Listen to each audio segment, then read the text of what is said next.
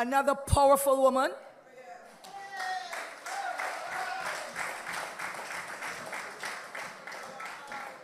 And she is not going to tell you about the approximately $49 million that is owed to the small business people for services and goods and VAT returns. She's going to tell you a couple of other things because she too has the economics in her brain. And she is not going to, like a true woman to the cause, she is not going to misguide you. We in the Barbados Labour Party speak the truth. And we manage Barbados every time that we have a government to manage. And we manage the opposition every time we have to manage the opposition. But the time is right now for you, the people of Barbados, using your democratic process to make that change so that your lives may be stabilized again and that we can save our country from the depth of which this Democratic Labour Party has pushed us. I want to introduce to you the leader of the opposition, the Honourable Mayor Mottley, our political leader. Please welcome her.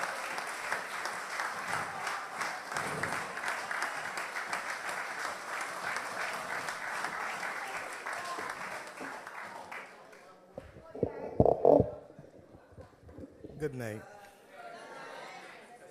Good night to each and every one of you. To what is the 9th People's Assembly. And you know, in St. Lucie, 10 days ago, Peter, you were there. Clyde, you were next to me. I think Kerry had gone by then. And I spoke in an impassioned way about the need for conscience and courage to come to the fore in this country. Conscience and courage. And I am particularly pleased this evening to share a platform with 3 people who exhibited conscience and courage.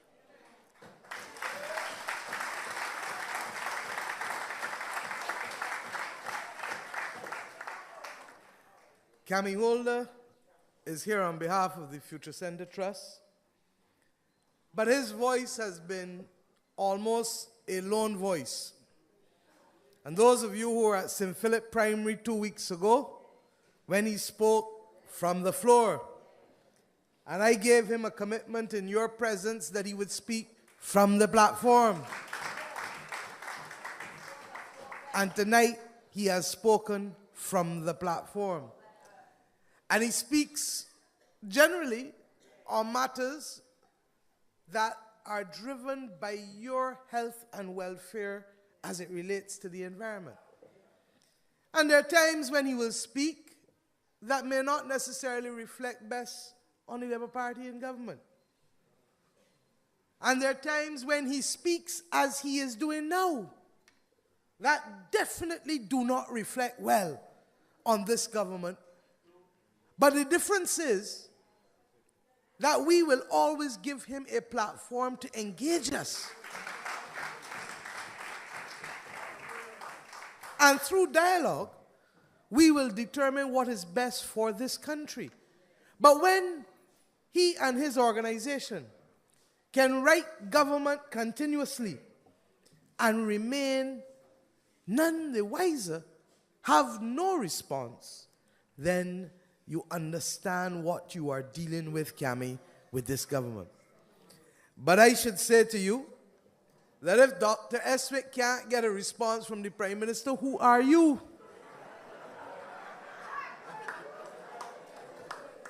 And if the people who built the Water Authority building couldn't get a response from Chris Sinclair, who are you? Because that is their way of doing business, to ignore any obstacle and any divergent opinion. And to Ivor, I watched you on my TV screen before coming down here this evening, streaming. You just put the Apple TV, and if you don't have technology, you can't run a government. From that, can't do that. And you just put it up on this, I press the button, and it come up on the TV. So I wore big and large in my bedroom.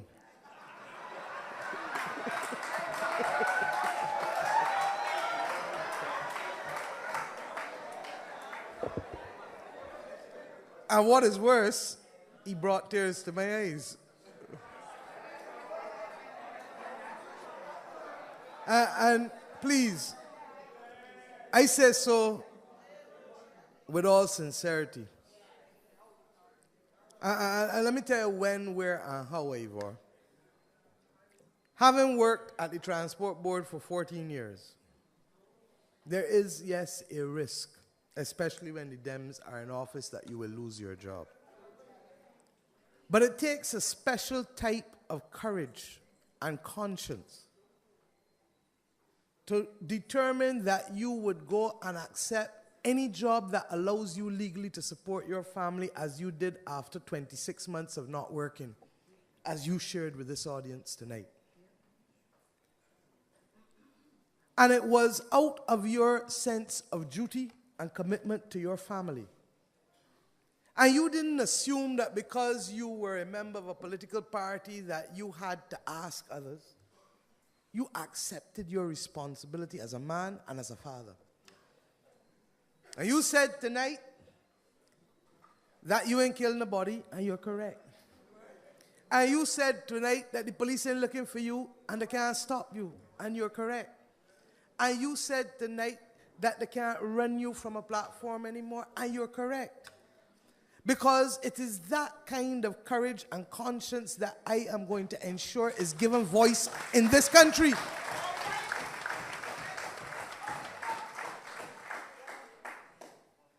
And Marsha, most people don't know Marsha in this party. So when it was advertised, people asked, who is this young lady?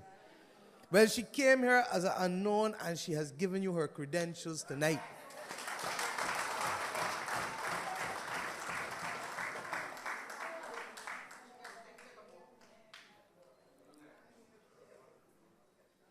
There are too many people in this party who are familiar with the Saul experience on the road to Damascus. And it is not for us to judge, but it is for us to make sure that the principles to which they become attracted remain consistent and firm. And that has been the mission of the Labour Party over the last 75 years. It has meant that people come at different stages of their lives. And I want to thank you for your testimony, because that's what it was. It was a testimony.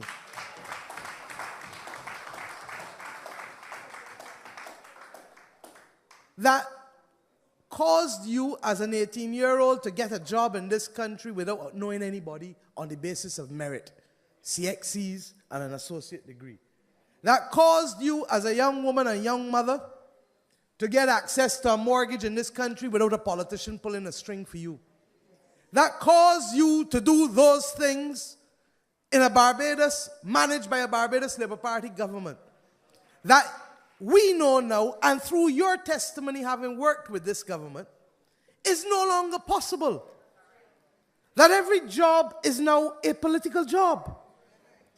That every dismissal is a political dismissal. And that the things that we were aspiring to as a party and as a country, a vision rooted 75 years ago but refreshed by each of us, that you have heard me express in other arena this year, that the day that a child born in Belle Plaine or a child born in Crab Hill, where he was Wednesday, Peter, or in Gemswick, or in Fairfield, or Welchman Hall, Bush Hall, can't leave out St. Can never do so.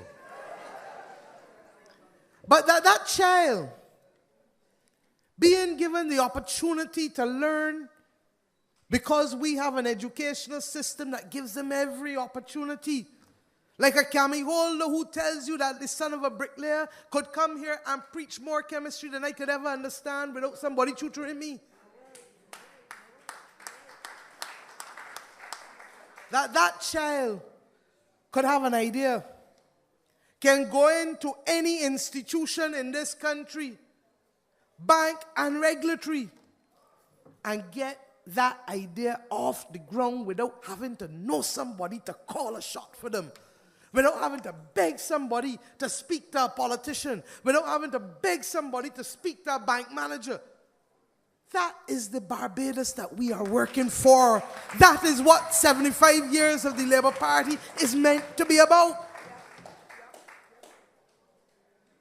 And that we can now have a reversal from what and where we were 7, 8 years ago, 10 years ago. That Marcia from Josie Hill could get a job at Parkinson. Never spoke to a BLP or DLP member of parliament to become a teacher in this country. Never spoke to anybody at Mortgage Finance nor no politician to get a house in St. Philip. But those now today are now being subjected not only to speak to get, but to speak to keep what they have. Now those who don't understand it, understand this is the mission of the Barbados Labour Party, to free the spirit and opportunities of the people of this country. And I say to you, Clyde and the others who are economists will tell you that there's a great economist called Amor Sen who wrote a book called Freedom is Choice. If you don't have freedom, you have no choice.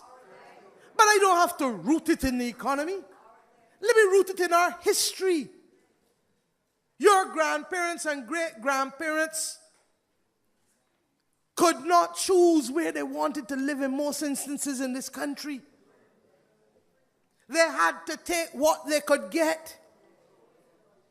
There are single women in this country today who still do not know the luxury of choice because of the onerous conditions that they have to face to support their family, and must do things that they do not want otherwise to do, even if it is pumping gas and they got asthma and the gas inhaling every minute, to the things that you would prefer me not to talk about up here on a Sunday night.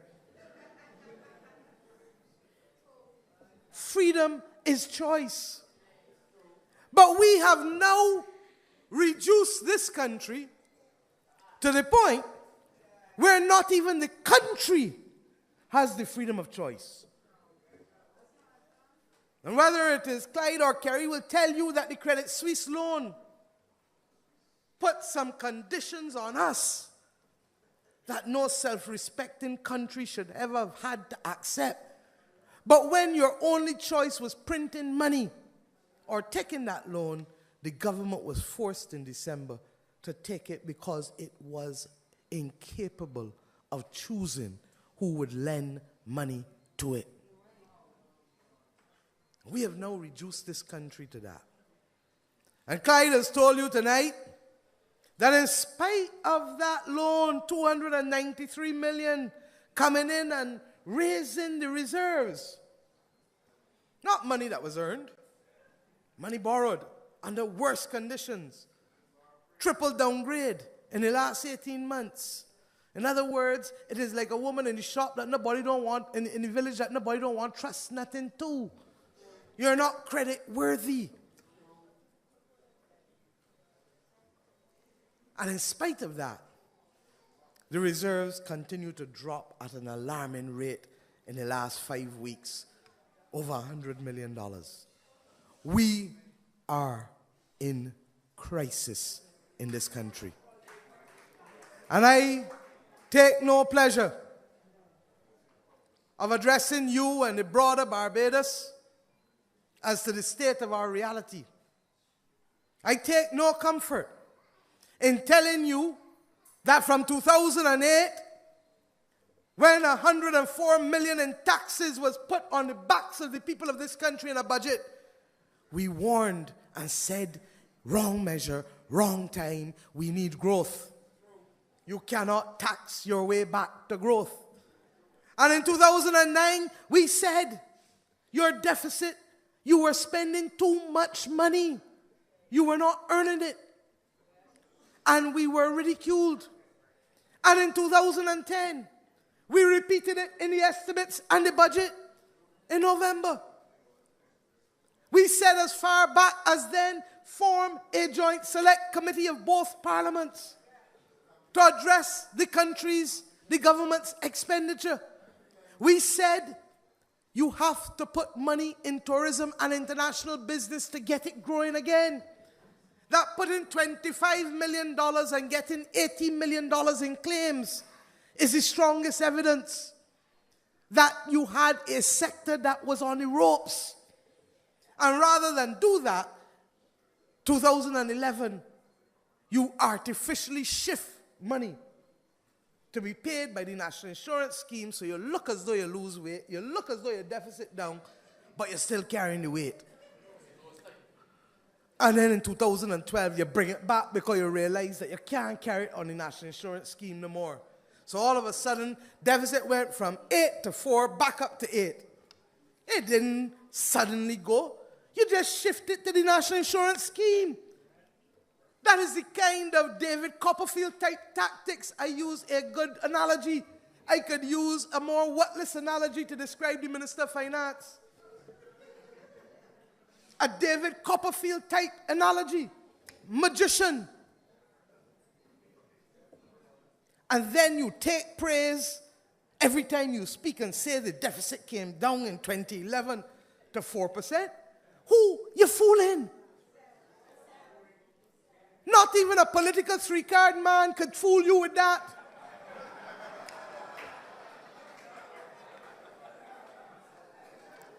But in 2011, Owen Arthur told them too. Same thing again. You need growth. You cannot tax your way back to growth. That you are overtaxing because the VAT will in fact collect less. Because the level of activity is shrinking and shrinking and shrinking and shrinking.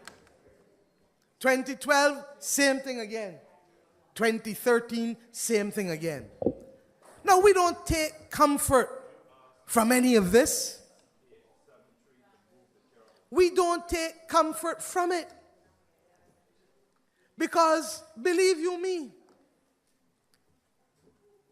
there is no comfort to be gained in being right when people are suffering. There is no comfort to be gained in being right when people are being sent home. And those people from Ivor back to some of you in this room, not working. And then know that the worst can still potentially be before us because a government is distracted by politics and incompetence. Well, I am here tonight to deliver a simple message. You know, folk don't get in cockroach fight. They really don't. So I am not getting into anything that is going on in George Street. Really not. But what I will say is that I did something this week. And I took out the language from Dr. Eswick's article on Barbados Today and typed it up. I gave it to somebody to read. And they read it. It is the wrong medicine for this government to cure the country's economic problems. The government cannot cut and tax a current account deficit of $1.4 billion. The government cannot do it without growth. We do not have the growth strategy allowing us to grow in this country. Our debt is $10.9 billion. If I had to treat a patient, I cannot go to treat a patient and half treat it. I must make sure that I can cure your illness. And I gave those words to somebody to read. And the person thought It was Clyde Maskell or me talking. They really did. They could not believe that those comments came when I then gave them the newspaper from a member of the government, far less the cabinet. And I don't quote them for any other reason to say this. There are only 3 people who do not believe that the Barbados economy is in crisis. Frondell Stewart, Chris Sinclair, and Delisle Worrell. There are only 3 people. The Labour Party, I just pointed out to you what I have said, Clyde has said, Owen has said, Kerry, all of us for 5-6 years. Charlie Skeet, Courtney Blackman. Give me the number, let me tell you people. What's the number? X873. Somebody needs to get out. Could you please move? We want you to ease the person just like we want the government to go and ease the people of Barbados. Every single independent commentator, every single institution, Caribbean Development Bank, Inter-American Development Bank, International Monetary Fund, in their press release given on December, find out that his name was in the envelopes.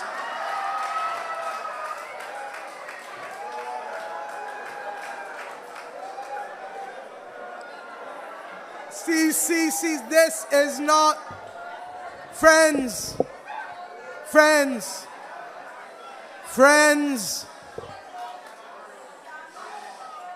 this is not a laughing matter.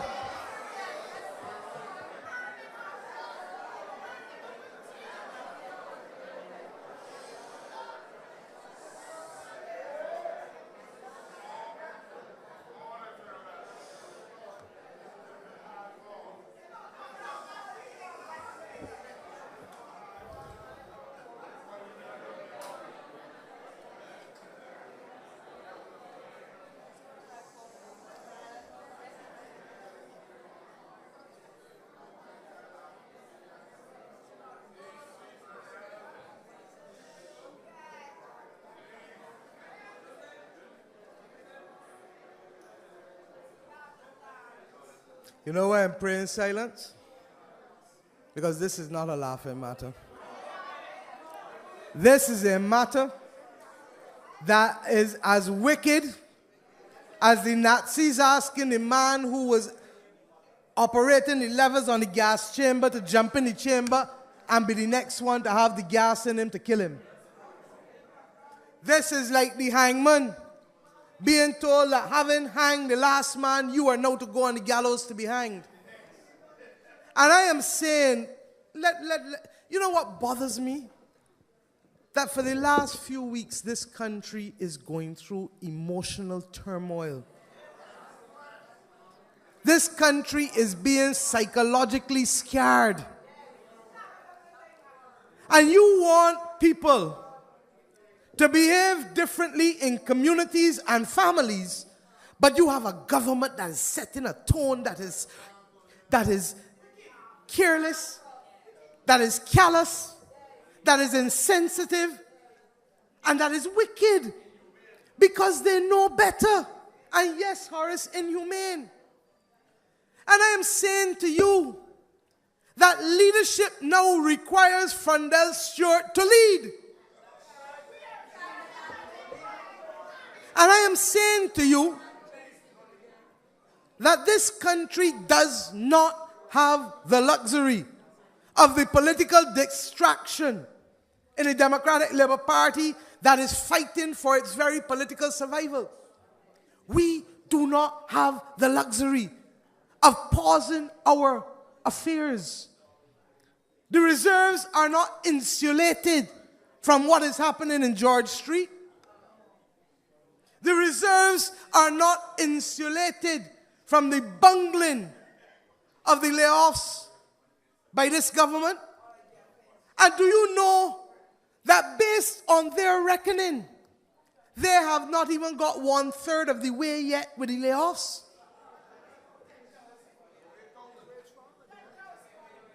understand that?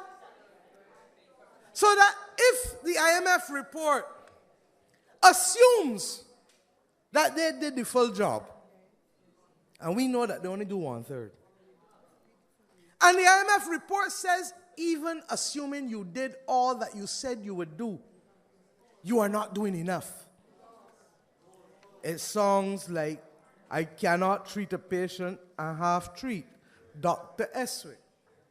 It sounds like Clyde Maskell, that what the government is doing cannot in any way meet the needs of stabilizing this economy and restoring growth. It sounds like what I say. You're begging people to make a sacrifice without hope of recovery. And if that report tomorrow validates everything that I have just quoted, it sounds like Owen Arthur talking about confidence is the most critical aspect of keeping the glue together, as he said this week.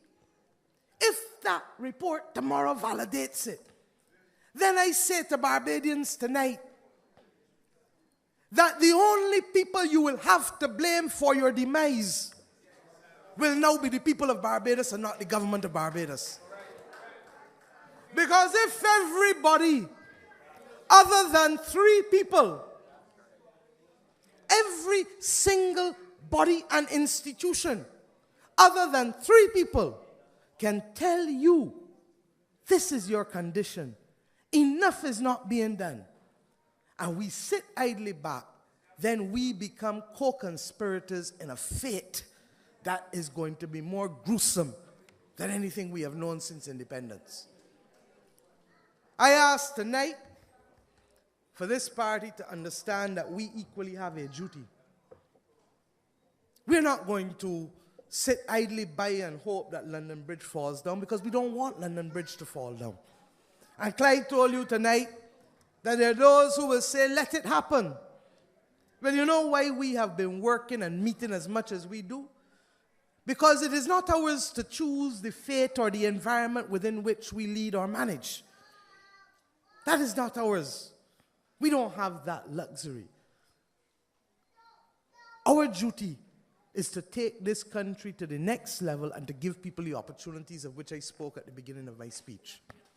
And whatever the hand is that we are dealt, we will make a hand of it and carry you to that next level and to give you that opportunity. But we have equally to strengthen ourselves.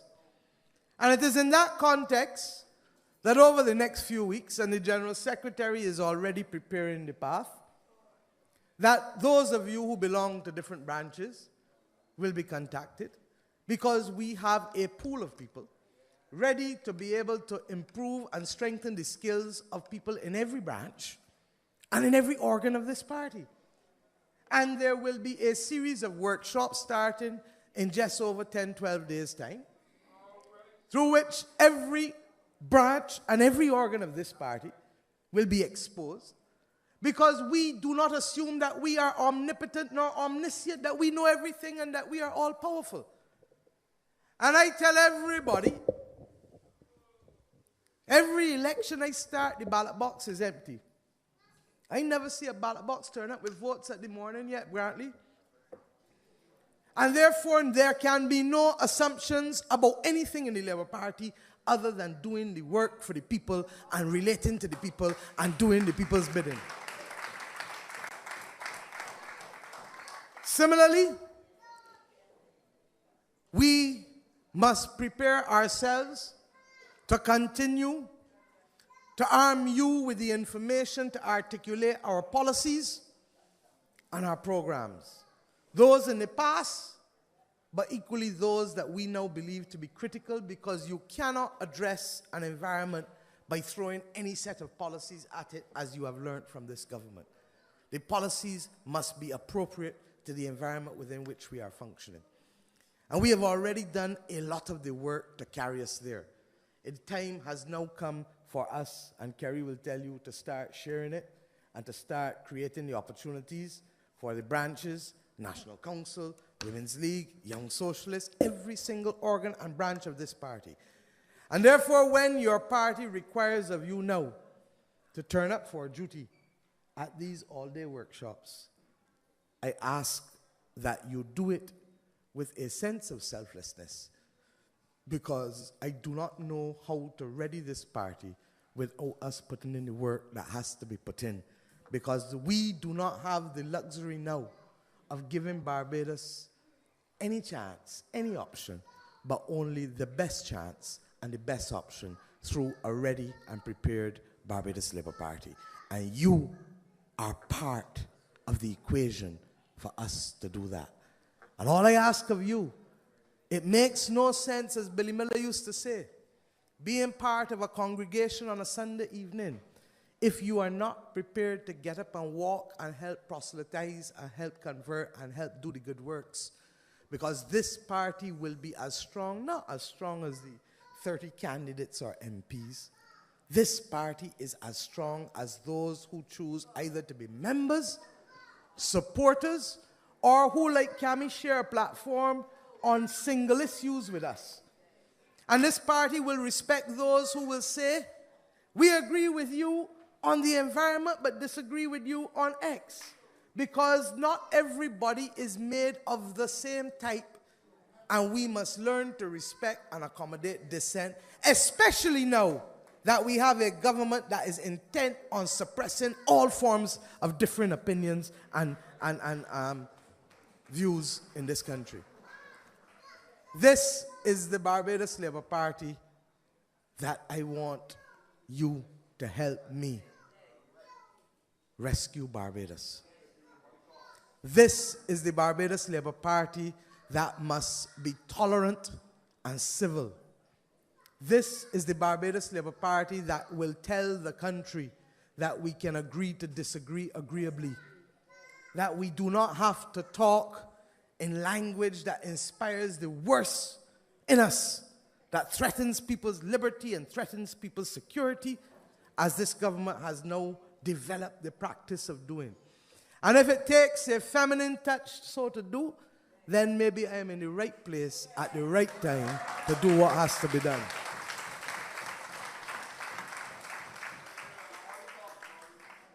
So that as we await the judgment of the international community this week on our affairs, and Kerry will tell you that the IDB will not lend us a cent of money until the independent macroeconomic assessment of Barbados, a fancy phrase for nothing but the Article 4 report, is finished. That the European Union is awaiting it. That the Caribbean Development Bank is awaiting it. That the commercial banks are awaiting it. That nobody wants to touch Barbados until there's that independent macroeconomic assessment that will be carried to the IMF board tomorrow afternoon. And you know, it is an amazing thing that the Trinidad Guardian wrote about it today, but nowhere in the Barbados papers can it be found. The Trinidad Guardian wrote about it today. But nowhere in Barbados is the fact that Barbados's future and status of its economy is being discussed by that global body tomorrow afternoon. And it causes you to wonder, truly, what kind of country are we living in today? When judgments that will affect whether you buy a tin of corned beef at $5 or $8, judgments that will affect whether your pension can meet your needs, Miss Lowe, to live. Judgments that will affect whether some of you will have jobs because based on what the government is doing, not being able to fill the gap, any number can play with them. And that is why the banks of Barbados last Sunday, you were reported to see that don't matter, you're not getting laid off. If you have a temporary job, the bank's not lending you cent one because they do not know when your turn will come with this government. And a thing that will affect tens of thousands of families is to be read in the Trinidad Guardian online, unless somebody bring up a paper for you on Caribbean Airlines this evening. But you can't read it tonight. And the government is distracting you on trying to suppress the Public Accounts Committee.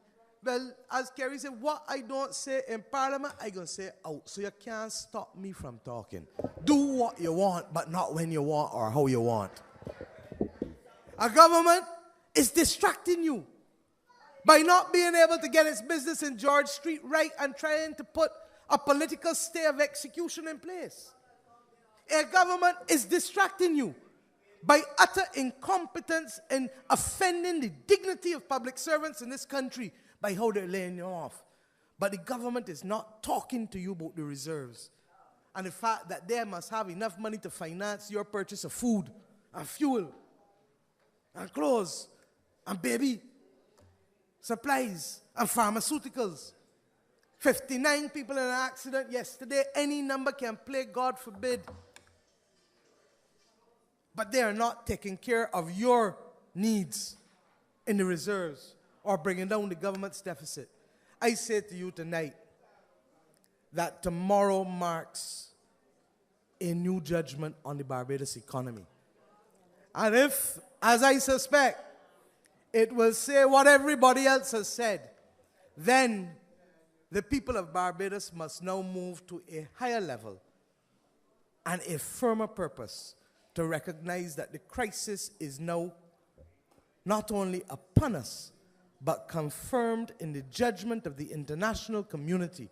And the only thing that can allow the crisis to eat us alive is allowing this government to continue to make decisions. For this economy to go, Chris Sinclair must go.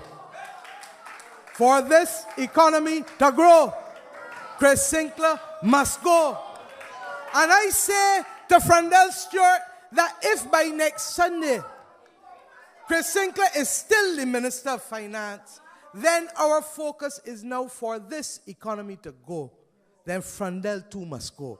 He has 1 week to move Chris Sinclair as Minister of Finance. 1 week. Because his judgment has not only been impaired,